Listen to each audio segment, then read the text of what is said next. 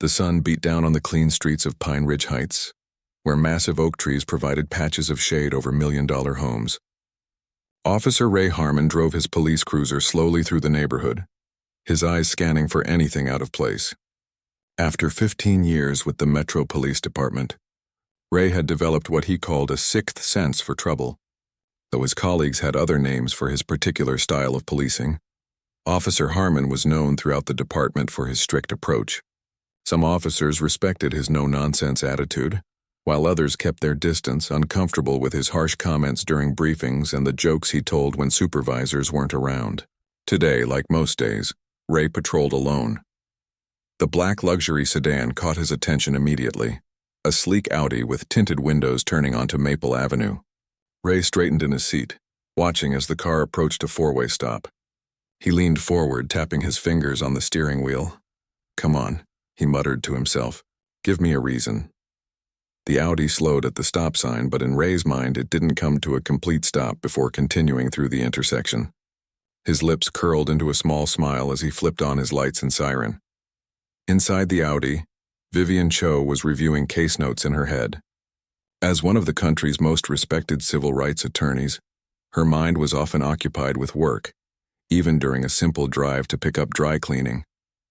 The sudden flash of police lights in her rearview mirror startled her out of her thoughts. "What in the world?" she said to herself, checking her speedometer. She hadn't been speeding. In fact, she'd been driving especially carefully through this unfamiliar neighborhood. Vivian signaled and pulled to the curb, placing both hands on the steering wheel where they could be clearly seen. As the wife of FBI Director Thomas Cho, she was well-versed in proper procedure during traffic stops. She took a deep breath, reminding herself that this was likely just a routine check. Officer Harmon took his time getting out of his patrol car, adjusting his belt and sunglasses before approaching the vehicle. He noticed the car's expensive detailing and the designer purse visible on the passenger seat. His face hardened as he approached the driver's window. Vivian lowered her window halfway. "Good afternoon, officer," she said with a polite smile. "Is there a problem?" Ray didn't return the smile. "License and registration," he demanded, without explaining the reason for the stop. "Of course," Vivian replied calmly. "May I ask why I've been pulled over?" Ray's expression darkened. "You ran that stop sign back there." "License and registration. Now." Vivian knew she had come to a complete stop. She had specifically made sure of it, being unfamiliar with the area. "Officer, I'm certain I stopped completely. Is it possible Are you calling me a liar, ma'am?" Ray cut her off, his voice rising. "I said license and registration." Across the street, an older couple walking their dog paused to watch. The woman pulled out her phone and held it at her side. "No, sir, I'm not calling you a liar," Vivian said, maintaining her composure despite her racing heart. "I'm simply explaining what happened from my perspective. I'll get my documents for you right now." She slowly reached toward her purse on the passenger seat. Officer Harmon immediately tensed. "Keep your hands where I can see them," he barked, his right hand moving to rest on his holstered weapon. Vivian froze, her hands returning to the steering wheel. "My license is in my purse, officer. I need to reach for it." Very slowly, he ordered, watching her every move with suspicious eyes. As Vivian carefully reached for her purse, a teenage boy on a bicycle stopped on the sidewalk, pretending to check his phone while actually recording the interaction. Vivian opened her purse with deliberate movements. "My wallet is inside this zippered pocket," she narrated, trying to keep the situation calm. Officer Harmon leaned closer to the window, his face tightening as he watched her retrieve her wallet. "Hurry it up." The tension in his voice made Vivian's hands tremble slightly as she pulled out her driver's license. As she reached for the glove compartment to get her registration, Ray's patience seemed to snap. "What are you reaching for?" he demanded, his hand now unsnapping the holster of his gun. "Just my registration, sir." "It's in the glove compartment," Vivian explained, her voice steady despite the fear building inside her. "Stop moving," Ray shouted, drawing his weapon and pointing it directly at Vivian. "Hands on the wheel, now!" The elderly couple across the street gasped. The woman was now openly filming the escalating situation, while her husband pulled out his own phone to call 911. "Officer, please," Vivian said, her hands gripping the steering wheel tightly. "I was only reaching for my registration as you requested." Ray stepped back from the car, his gun still aimed at Vivian. "Step out of the vehicle, slowly." By now a small crowd had gathered. A woman pushing a stroller stopped at a safe distance, her face showing concern. Two men exiting a nearby coffee shop stood watching, one of them quietly filming on his phone. "Is this really necessary?" Vivian asked, fighting to keep her voice from shaking. "I've done nothing wrong." "People like you always think the rules don't apply," Ray muttered, just loud enough for Vivian to hear. The comment carried an unmistakable undertone that made her blood run cold. Vivian took a deep breath, trying to process what was happening. As a civil rights attorney, she had represented dozens of clients who had experienced similar treatment. Now she was living it firsthand, and despite all her knowledge and experience, she felt vulnerable and afraid. "I'm going to open my door very slowly and step out as you've asked," she stated clearly, wanting witnesses to hear her compliance. As she carefully pushed the door open, a passing mail carrier stopped his route to observe. He recognized Vivian immediately. Not everyone would know the face of the FBI director's wife, but Kyle Rivera had delivered mail to the Cho family's main residence for years before transferring to this route. He quickly pulled out his phone. Vivian stood beside her car, hands visible at shoulder height. Officer Harmon kept his weapon trained on her. "Turn around and place your hands on the roof of the vehicle," he ordered. "Officer, my name is Vivian Cho. I'm an attorney, and I believe there's been a misunderstanding," she said, slowly turning to face her car as instructed. Ray's expression changed slightly at the mention of her name, but his gun remained pointed at her. "Spread your legs. I'm going to pat you down." The crowd had grown larger. Someone whispered, "Isn't that?" Another person nodded in confirmation. Kyle, the mail carrier, had stepped away and was speaking urgently into his phone. "Sir, I'm absolutely certain it's your wife. Yes, on Maple Avenue near the corner of Oak Street. An officer has her at gunpoint." Inside his office across town, FBI Director Thomas Cho felt the blood drain from his face. He immediately ended the call and dialed the police commissioner's direct line while grabbing his coat. Back at the scene, Officer Harmon was becoming increasingly aware of the growing number of witnesses. Many had phones pointed in his direction, recording his every move and word. "You people always make things difficult," he muttered as he roughly patted down Vivian's sides. "What do you mean by you people, Officer Harmon?" Vivian asked clearly, making sure the gathering crowd could hear both her question and his name from his badge. Before Ray could respond, a second police car pulled up to the scene. Officer Luis Diaz jumped out, immediately assessing the situation with growing alarm. He recognized Vivian Cho instantly. Her photo had been included in last month's security briefing about VIPs in the region. "Ray, what's going on here?" Officer Diaz called out, approaching cautiously. Officer Harmon didn't lower his weapon. "Routine traffic stop. Subject was non-compliant and reaching for something in her vehicle." Officer Diaz looked from Ray to Vivian and back again, his expression showing his disbelief. "Ray, do you know who this is?" "Don't care if she's the Queen of England. She ran a stop sign and was reaching for something," Ray insisted, his gun still pointed at Vivian. Diaz stepped closer, lowering his voice. "That's Vivian Cho, the FBI director's wife." For the first time, uncertainty flickered across Ray Harmon's face. But instead of de-escalating, he seemed to double down. "All the more reason to be thorough. Important people think they're above the law." In the distance, sirens could be heard approaching rapidly. Someone in the crowd murmured, "This isn't going to end well for that cop." Vivian remained calm, her hands still placed on the roof of her car. Despite the humiliation and fear, her mind was already cataloging every detail, every word spoken. This incident would not be brushed aside or covered up, not when it reflected the exact kind of systemic problems she had fought against throughout her career. The crowd continued to grow as the sound of multiple sirens drew closer, their wailing announcing that this routine traffic stop had become anything but routine. The wailing sirens grew louder as Officer Ray Harmon kept his gun trained on Vivian. Cho's sweat beaded on his forehead despite the cool spring air. The growing crowd of onlookers had formed a loose semicircle around the scene, many with phones raised, capturing every moment of the confrontation. "Ray, you need to lower your weapon," Officer Diaz said firmly, stepping closer to his fellow officer. "This situation doesn't call for deadly force." Ray's jaw tightened. "Back off, Diaz, this is my stop."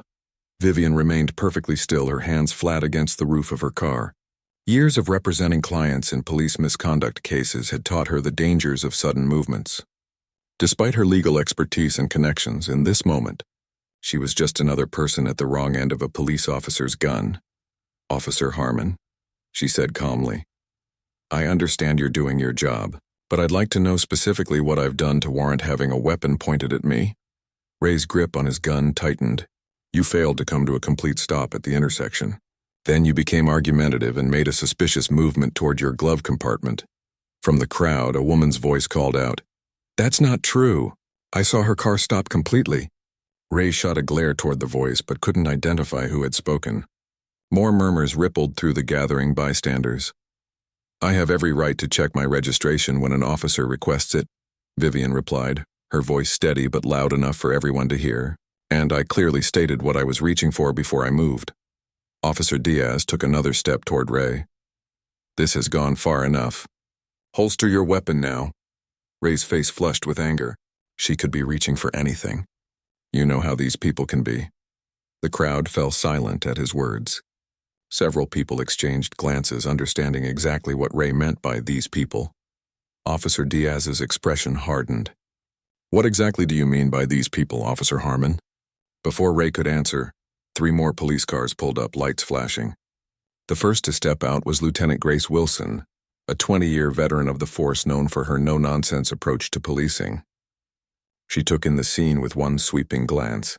Officer Harmon with his gun drawn, Vivian Cho with her hands on her car, Officer Diaz trying to de-escalate, and at least 24 witnesses recording everything. "Officer Harmon," Lieutenant Wilson called out as she approached. "Stand down immediately." Ray hesitated, his gun still pointed at Vivian. "That's an order, officer." Wilson's voice cut through the tension like a knife. Reluctantly, Ray lowered his weapon, though he didn't holster it. Lieutenant Wilson turned to Vivian. "Ma'am, are you all right?" "I'm unharmed," Vivian replied, still not moving from her position, "though I'm quite shaken by having a gun pointed at me during a routine traffic stop." Lieutenant Wilson nodded. "You can lower your hands now, ma'am. I apologize for this incident." As Vivian slowly lowered her arms, the lieutenant turned back to Ray. "Holster your weapon." "Officer Harmon, now." Ray finally slid his gun back into its holster, his face a mask of barely contained rage. "Lieutenant," Diaz said quietly, stepping closer to Wilson, "this is Vivian Cho, FBI Director Thomas Cho's wife." The lieutenant's eyes widened slightly, but she maintained her professional composure. "I see. Officer Harmon, step back and wait by your vehicle." "She ran a stop sign," Ray insisted, not moving, "and she was argumentative and reaching for something." A man stepped forward from the crowd. He was in his 60s, wearing a cardigan and walking shoes. "That's not what happened. I was walking my dog right there," he pointed across the street, "and I saw the whole thing. Her car came to a complete stop. Then this officer pulled her over anyway and immediately became aggressive." Several other bystanders nodded in agreement. The elderly man's wife added, "We have it all on video. He was hostile from the moment he approached her window." Lieutenant Wilson turned to Diaz. "Get statements from all witnesses. I want every video they have." She then addressed Ray again. "Officer Harmon, I told you to wait by your vehicle. Do it now." As Ray reluctantly walked back to his patrol car, Lieutenant Wilson approached Vivian. "Ms. Cho, I deeply apologize for this incident. Would you like to explain what happened from your perspective?" Vivian nodded, finally stepping away from her car. Her legs felt weak, but her voice remained steady. "I was driving through the neighborhood and came to a complete stop at the 4-way intersection. After proceeding, Officer Harmon pulled me over, claiming I had run the stop sign, which I did not. When I politely questioned this, he became immediately hostile." The lieutenant listened carefully as Vivian continued. "When I reached for my registration in the glove compartment, after clearly stating what I was doing, he drew his weapon. He then ordered me out of the car at gunpoint and made several comments that I believe were racially motivated. More police officers had arrived, and they were now working to manage the growing crowd. In the distance, a black SUV with tinted windows sped toward the scene, followed by 2 more identical vehicles." "What kind of comments?" Lieutenant Wilson asked, her expression grave. "He referred to people like you and you people while making assumptions about my character," Vivian replied. Given the context and his tone, the implication was clear. The black SUV screeched to a halt at the edge of the scene. The door of the lead vehicle flew open and FBI Director Thomas Cho stepped out, his face a picture of controlled fury. Two agents flanked him immediately as he strode toward his wife. Lieutenant Wilson recognized the FBI director instantly. "Sir, we're handling the situation." "My wife was held at gunpoint during a traffic stop," Director Cho stated, his voice tight with restrained anger. "I need to see that she's safe." As Thomas reached Vivian, his professional facade cracked slightly. He gently placed his hands on her shoulders, searching her face. "Are you hurt?" "I'm okay," she assured him, though her hands trembled slightly.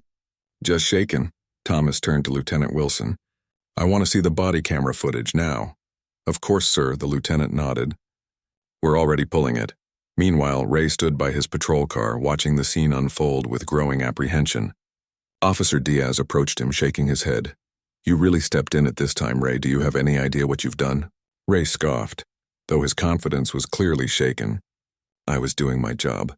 If these big shots think they're above the law, this isn't about anyone being above the law."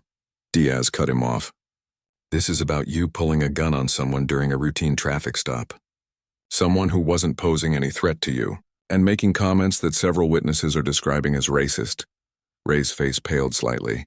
"I didn't say anything racist. You people? People like you?" Diaz quoted back to him. "What exactly did you mean by that, Ray?" Before Ray could answer, a new vehicle arrived. A sleek town car with government plates. The police commissioner himself, Anthony Davis, stepped out, accompanied by the head of Internal Affairs, Detective James Wong. Ray's mouth went dry. The commissioner never showed up at traffic stops. This was bad. Across the scene, a police tech had set up a laptop on the hood of a patrol car. Lieutenant Wilson gestured for Director Cho and Vivian to join her. "We can review Officer Harmon's body camera footage right here," she explained, typing in her credentials to access the system. The footage began to play. The video clearly showed Ray approaching Vivian's car with an aggressive stance. His tone was hostile from the first words exchanged. When Vivian calmly questioned why she'd been pulled over, the footage captured Ray's rising anger. The most damning moment came when Vivian reached for her glove compartment after clearly stating she was getting her registration. Ray's immediate escalation to drawing his weapon appeared completely unwarranted, but it was the audio that caused everyone watching to fall silent. Ray's muttered comments were picked up clearly by the microphone. "People like you always think the rules don't apply. You people always make things difficult. And most damning of all," a comment barely audible as he was conducting the pat-down, "driving a car like that? Probably stolen." Commissioner Davis's face hardened as he watched. Detective Wong was already making notes on a tablet. Vivian remained composed, though Thomas's jaw clenched tighter with each passing moment of the video. When the footage ended, the commissioner turned to Detective Wong. "I've seen enough." He then walked directly to where Ray was standing, flanked by Officer Diaz. Commissioner Davis was known for his commitment to reforming the department, weeding out officers who abused their authority. His expression made it clear that Ray Harmon was about to experience the full weight of that commitment. "Officer Harmon," the commissioner said, his voice carrying across the now quiet scene, "your actions today represent a complete violation of department policy, training, and the oath you took to protect and serve this community." Ray straightened, attempting to maintain some dignity. "Sir, I was following procedure for a suspicious—" "Do not," the commissioner cut him off, "insult my intelligence by suggesting that what we all just witnessed on that body camera was proper procedure." The crowd had grown silent, everyone straining to hear the exchange.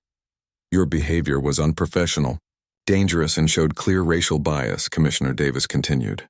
"Effective immediately, you are suspended without pay pending a full investigation by Internal Affairs." Ray's face flushed red. "You can't do that without a hearing. The union will receive all evidence, including body camera footage showing you violating at least 6 department policies," the commissioner replied coldly. "Detective Wong, please take Officer Harmon's badge and weapon." As Detective Wong approached, Ray seemed to finally grasp the severity of the situation. His shoulders slumped as he unfastened his badge and unholstered his gun. Across the scene, Thomas put his arm around Vivian's shoulders. "This isn't over," he said quietly. "What happened to you today happens to people without connections every day." We're going to make sure something changes. Vivian nodded, watching as Ray Harmon handed over his badge. This isn't about revenge, she replied. It's about accountability, and making sure no one else has to experience what I just did. The crowd of witnesses began to disperse, many still recording as Officer Ray Harmon was escorted to a waiting vehicle. No longer armed, no longer in charge, and no longer a police officer, at least for now. The crowd's murmurs grew as Officer Ray Harmon was escorted to a waiting police vehicle. People lifted their phones higher, trying to capture every moment of the disgraced officer's walk of shame. Detective Wong placed a firm hand on Ray's shoulder, guiding him firmly but not roughly. Ray's face had drained of color, the reality of his situation finally sinking in. 15 years on the force, and it had come to this, stripped of his badge and gun in public with dozens of witnesses recording his humiliation. He glanced back once at Commissioner Davis, who stood with his arms crossed, face like stone. Meanwhile, Lieutenant Wilson approached Thomas and Vivian Cho with a professional but apologetic demeanor. Director Cho, Mrs. Cho, I cannot express how deeply sorry the department is for what happened today. This kind of behavior is completely unacceptable. Thomas nodded curtly, his arms still protectively around his wife's shoulders. I appreciate that, Lieutenant. But this isn't just about us. What happens when the person being harassed isn't married to an FBI director? What happens when there aren't 24 witnesses with phones? The lieutenant's expression turned solemn. You're absolutely right, sir. And that's a conversation the commissioner has been trying to have with the department for months now. As they spoke, Officer Diaz approached, carrying a tablet. Lieutenant, we've collected statements from 12 witnesses so far, along with their contact information. 9 of them have already sent us their video recordings of the incident. Good work, Lieutenant Wilson said. She turned back to the Chos. Mrs. Cho, we'll need a formal statement from you as well when you're feeling up to it. Vivian straightened her shoulders, lawyer mode kicking in despite her lingering shock. I'm ready to give my statement now, and I'd like a copy of all the evidence collected, including the body camera footage. Of course, the lieutenant agreed. A few yards away, Commissioner Davis was on his phone, his voice low but intense. Yes, Mayor Chen, I'm still at the scene. No, I made the decision to suspend him immediately. Yes, I understand the potential backlash from the union, but the evidence is overwhelming. The FBI director himself is here. Yes, sir. I'll keep you updated. He ended the call with a heavy sigh and walked over to join the Chos and Lieutenant Wilson. Director Cho, Mrs. Cho. He greeted them with a respectful nod.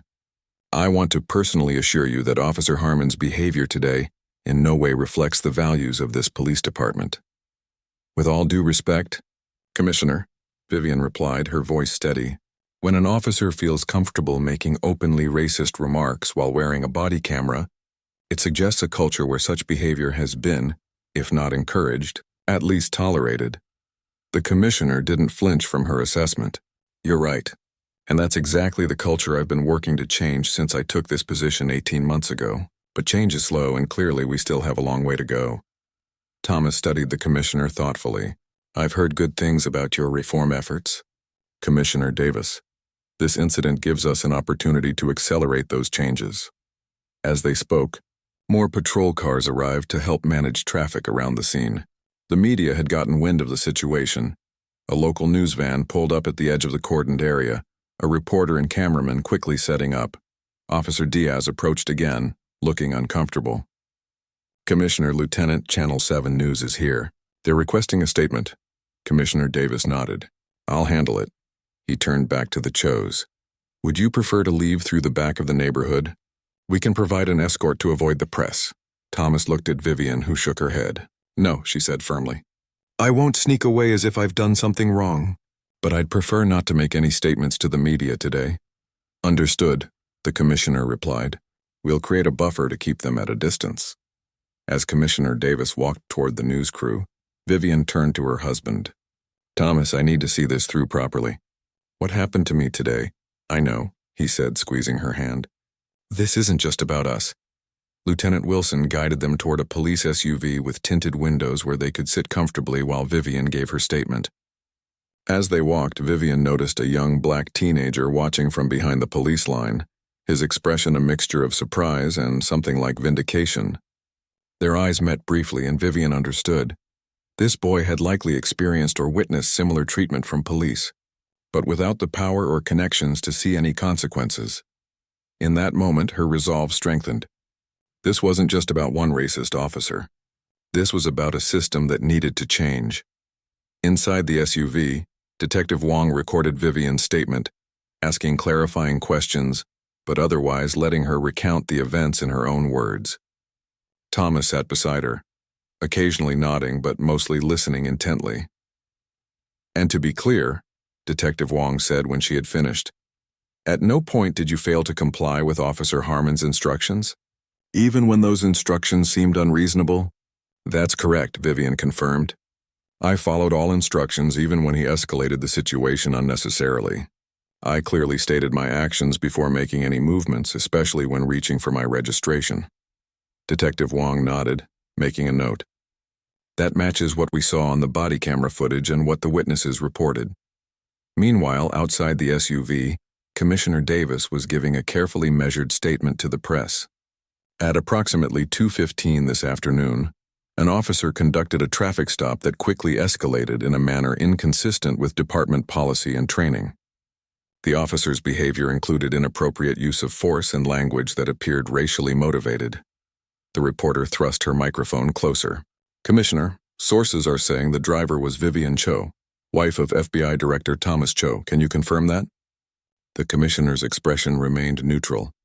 "I can confirm that the driver is a prominent attorney with significant connections to federal law enforcement.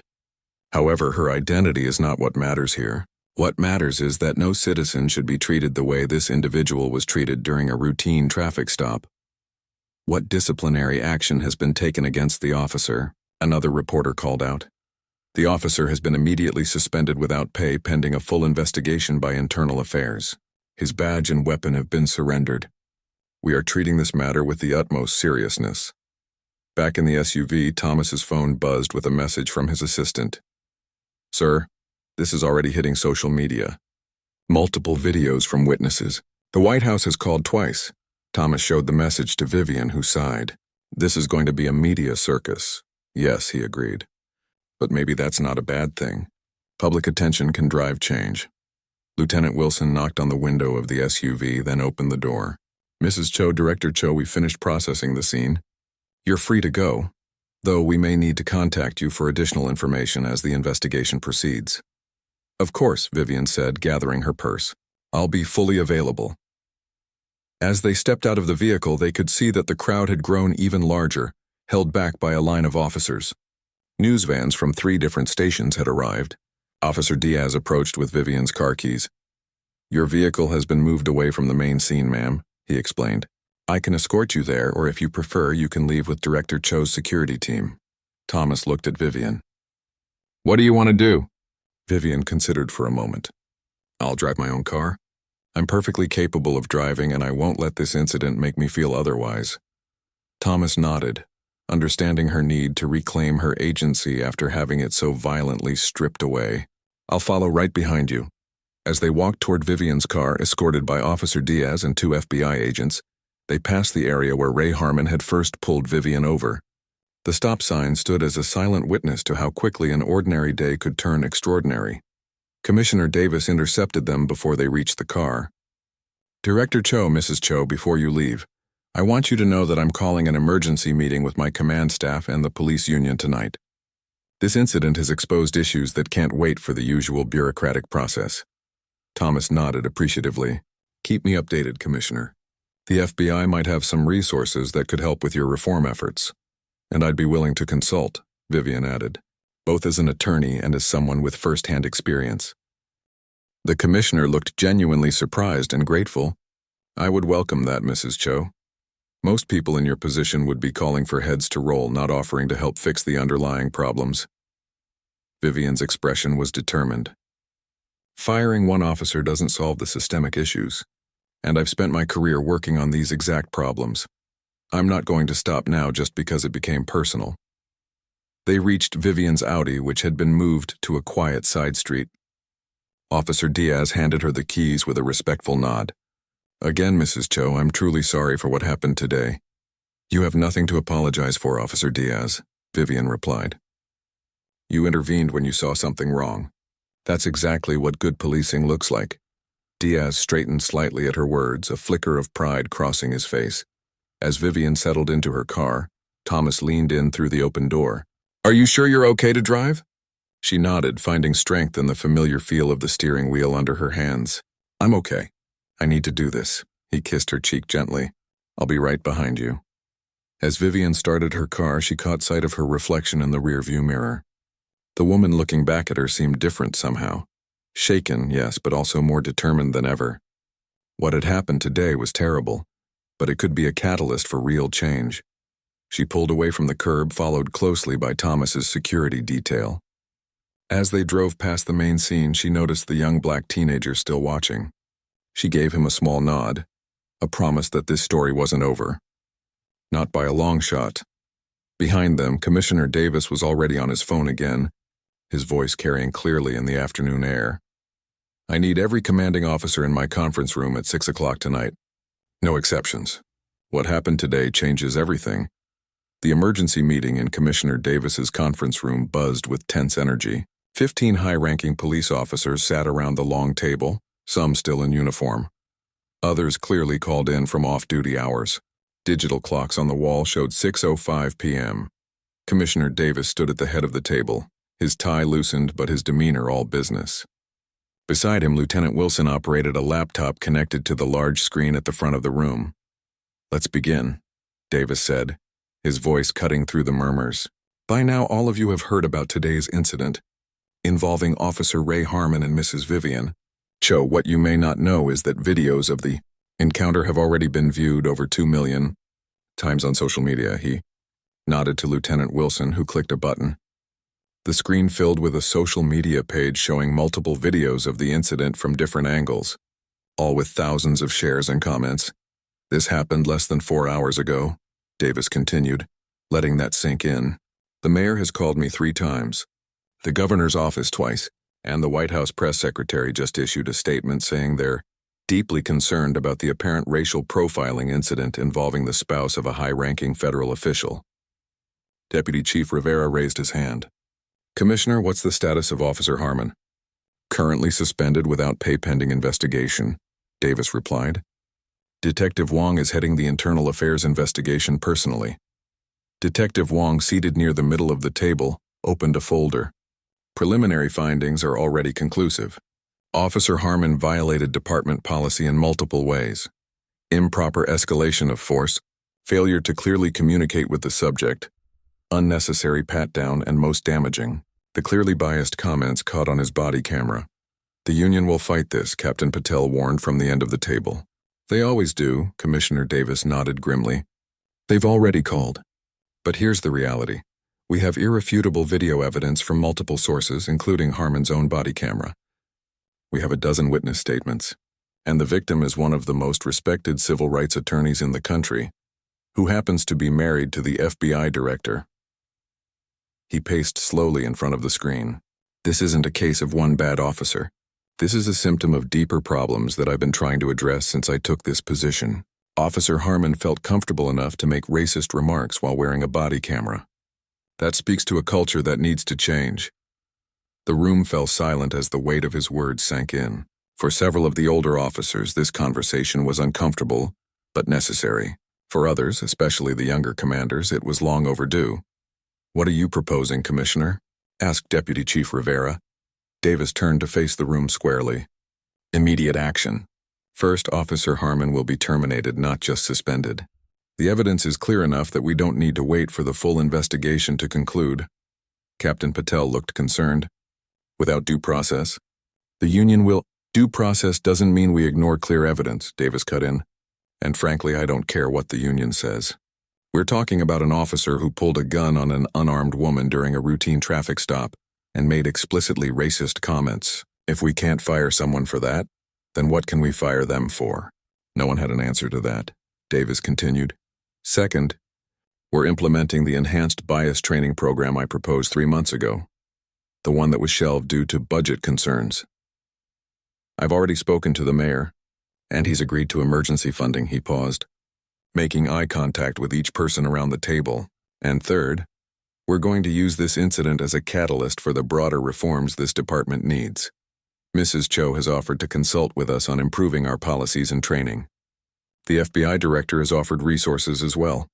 Across town in the Cho residence, a similar meeting was taking place, though on a smaller scale. Vivian sat in their home office with Thomas and their family attorney, Michael Rivera. On the desk between them lay printouts of statements from witnesses and screenshots of social media posts about the incident. The department has already contacted me, Michael said, adjusting his glasses. They want to settle this quickly and quietly. Vivian shook her head. This isn't about money, Michael. I don't want a settlement. What do you want? He asked, pen poised over his legal pad. Thomas watched his wife carefully as she gathered her thoughts. I want change, Vivian said finally. Real, lasting change. Not just firing one officer, but addressing the culture that made him think his behavior was acceptable. She stood up and walked to the window, looking out at their carefully landscaped yard. Do you know what I keep thinking about? That young black teenager who was watching. The look on his face when he saw an officer actually face consequences for his actions. It was like he'd never seen it happen before, and he probably hasn't. Thomas nodded, understanding.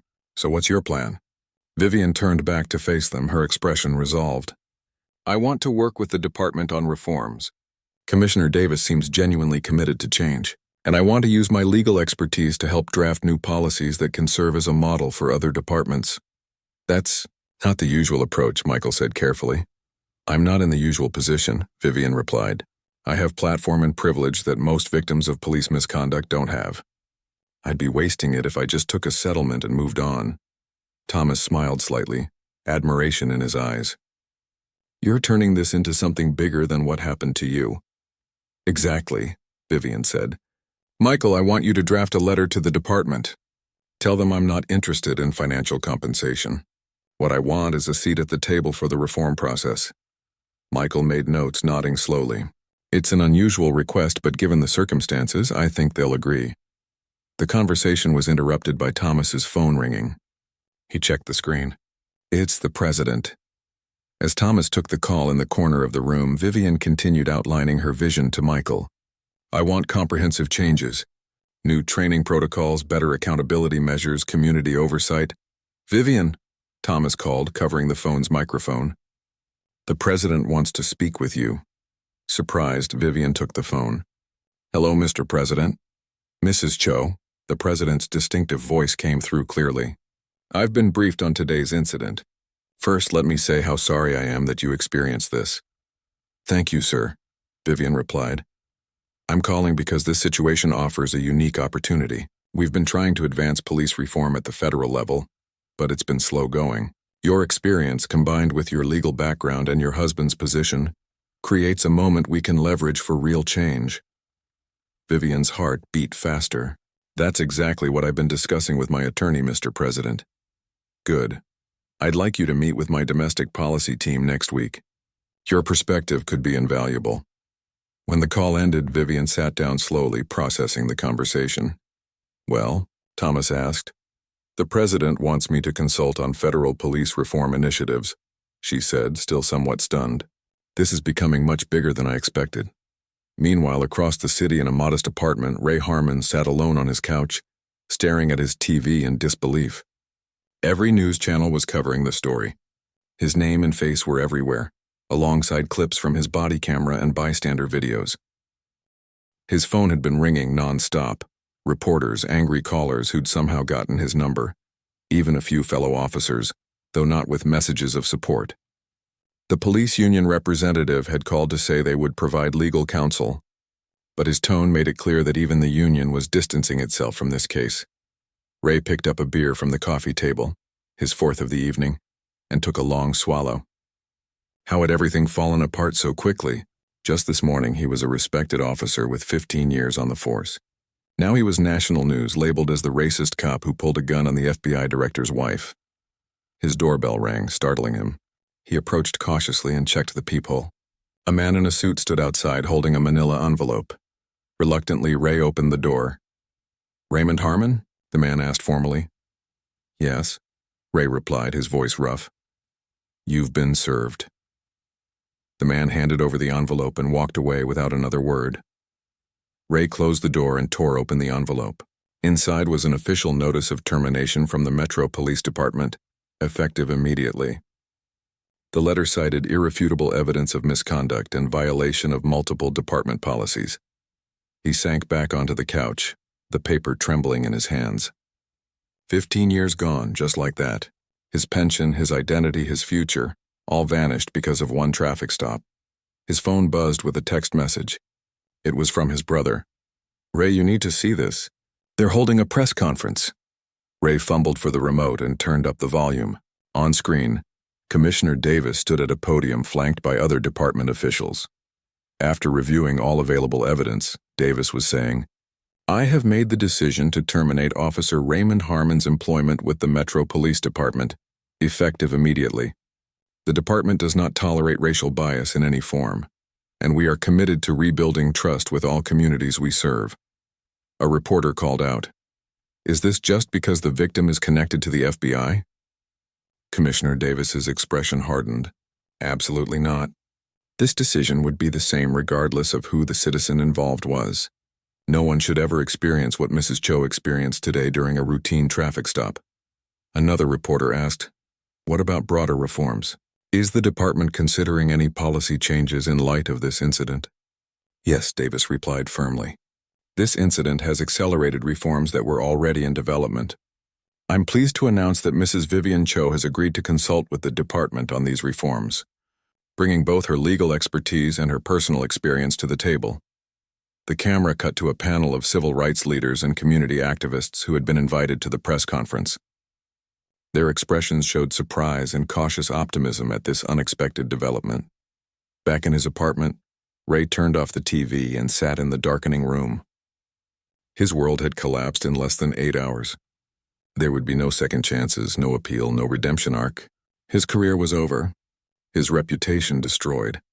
And somewhere across the city, he knew, the people he had mistreated were not celebrating his downfall, but were already working to ensure that what happened today would lead to meaningful change.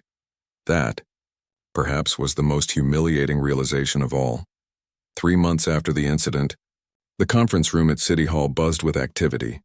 Rows of chairs faced a long table where Commissioner Davis sat alongside Vivian Cho, Mayor Chen, and representatives from community organizations. Behind them, a large banner read, "Community Policing Initiative, Building Trust Together." Cameras flashed as reporters jostled for position. This press conference had drawn national media attention, with networks sending their top correspondents. The incident that had sparked outrage across the country was now yielding something unexpected: real change. Commissioner Davis leaned toward the microphone. 3 months ago, an unfortunate incident exposed deep problems within our police department. Today, we're announcing comprehensive reforms that will transform how we serve and protect this community. He gestured toward Vivian, who sat poised and professional in a navy blue suit. None of this would have been possible without the guidance and expertise of Mrs. Vivian Cho, who chose to channel her negative experience into positive change. Vivian took her place at the podium, scanning the room filled with reporters, community members, and police officers in uniform. Among them, she spotted Officer Diaz, who gave her a respectful nod. "What happened to me was traumatic," she began, her voice clear and steady. "But it wasn't unique. Similar incidents happen daily across this country, often to people without the resources or platform to demand accountability." She gestured to the thick document in front of her. "This reform package includes mandatory bias training for all officers, new use of force protocols, community oversight committees with real power, and accountability measures that ensure incidents like mine don't get swept under the rug." A reporter raised her hand. "Mrs. Cho, some critics say these reforms are only happening because of your connections. What's your response?" Vivian nodded, having anticipated this question. "They're partly right. My position and connections accelerated this process, which is precisely why I felt responsible to use that privilege to benefit everyone. These reforms will protect all citizens, not just those with influential spouses." Another reporter called out Commissioner Davis. "Will these changes make it harder for officers to do their jobs effectively?" The commissioner leaned forward. "These reforms don't hinder good policing, they define it. Our officers will be better trained, better equipped and better connected to the communities they serve. That makes everyone safer, including our officers. As the press conference continued inside, a small group gathered on the steps of City Hall. The young black teenager who had witnessed the original incident, now identified as 16-year-old Dion Washington, stood with his mother and several classmates. They held signs reading, "Real change starts now and community oversight matters." Dion had become something of a local celebrity after a video interview where he described watching Officer Harmon's confrontation with Vivian Cho went viral. "It was the first time I ever saw consequences happen right away," he had said in the interview. "Usually they just say they'll investigate and nothing ever happens." Now, 3 months later, he was part of the newly formed Youth Advisory Council that would work directly with the police department on community relations. Inside the hall, Vivian was answering a question about the training programs. Officers will receive 40 hours of additional training annually, focusing on de-escalation techniques, recognizing bias, and building community trust. This training will be developed and led by experts in psychology, social work, and civil rights law. She pointed to a slide showing a diverse group of trainers. Importantly, these programs will be evaluated regularly to ensure they're actually changing outcomes, not just checking boxes. As the press conference wound down, the conversation shifted to former Officer Ray Harmon. A reporter from a conservative outlet stood up. "What's happened to Officer Harmon since his termination? Some say he's been treated unfairly." Commissioner Davis took this question. "Mr. Harmon was terminated following due process and based on clear evidence of policy violations. He was offered the opportunity to participate in a restorative justice program, which he declined. Beyond that, his future is his own concern, not the department's." What the commissioner didn't mention was that Ray Harmon had moved to a small town 3 states away, where he now worked as a security guard at a shopping mall. His police career was permanently over, with his record ensuring no department would ever hire him again. He had declined all interview requests and had deleted his social media accounts after receiving thousands of angry messages. After the press conference, Vivian chatted with community members in the hallway outside the conference room. An older black woman approached her, taking her hands warmly. "Mrs. Cho, I'm Beverly Washington, Dion's grandmother," she said. "I just wanted to thank you personally. My grandson has been stopped by police 4 times since he started driving last year. Each time I was terrified for him. Maybe now things will be different." Vivian squeezed the woman's hands. "That's exactly why this matters so much. No one should have to fear for their safety during a routine traffic stop." As Beverly walked away, Thomas appeared at Vivian's side, having watched the press conference from the back of the room. "You were amazing," he said quietly. "It's just the beginning," she replied. "The real work starts now, making sure these reforms actually stick." Thomas nodded. "The president called this morning.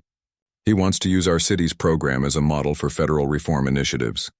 Later that evening, Officer Luis Diaz stood at roll call, preparing to start his shift. The briefing room looked the same as always. Slightly worn chairs, fluorescent lighting, bulletin boards covered with wanted posters and departmental memos. But the atmosphere felt different. Lieutenant Wilson stood at the front, clipboard in hand. "Before you head out tonight, I want to remind everyone that the new protocols we discussed in training last week are now officially in effect. Each of you should have received your updated manual and completed the online certification." She looked around the room, making eye contact with each officer. "This isn't just bureaucratic paperwork. These changes matter. They'll make you safer out there, and they'll make the community safer too." A rookie officer raised his hand. "Lieutenant, the new de-escalation protocols add steps to every interaction. Won't that put us at risk in potentially dangerous situations?"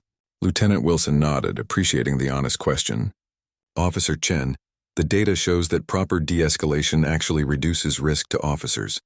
When we approach situations with the goal of reducing tension rather than asserting dominance, everyone benefits.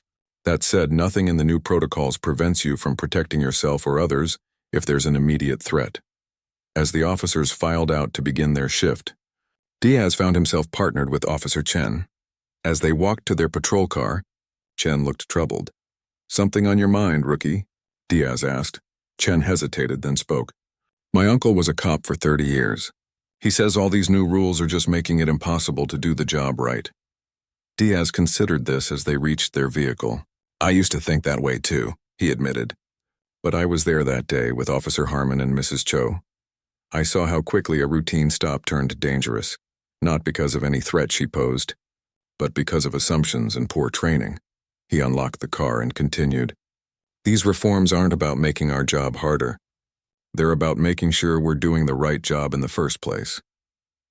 Across town, Vivian and Thomas hosted a small gathering at their home to thank the core team who had worked on the reform package. Community leaders, legal experts, and progressive police officers mingled in their living room, celebrating a rare victory in the long fight for justice reform. Vivian found a quiet moment alone on the back patio, gazing up at the stars. She thought about how differently things might have gone that day. If Officer Diaz hadn't arrived when he did, if there hadn't been witnesses with phones, if she weren't married to the FBI director. The sliding door opened and Dion Washington stepped out, looking slightly uncomfortable in his button-up shirt and tie. Mrs. Cho, your husband said I might find you out here, he said hesitantly. I just wanted to say thanks for including me on the Youth Advisory Council. Most adults wouldn't take someone my age seriously. Vivian smiled. You were there that day, Dion. You saw what happened. Your perspective matters. The teenager nodded, his expression serious beyond his years. Before that day, I didn't think change was possible. Everyone always talks about how things should be different, but nothing ever happens. And now? Vivian asked. Now I know it's possible, he said with quiet conviction.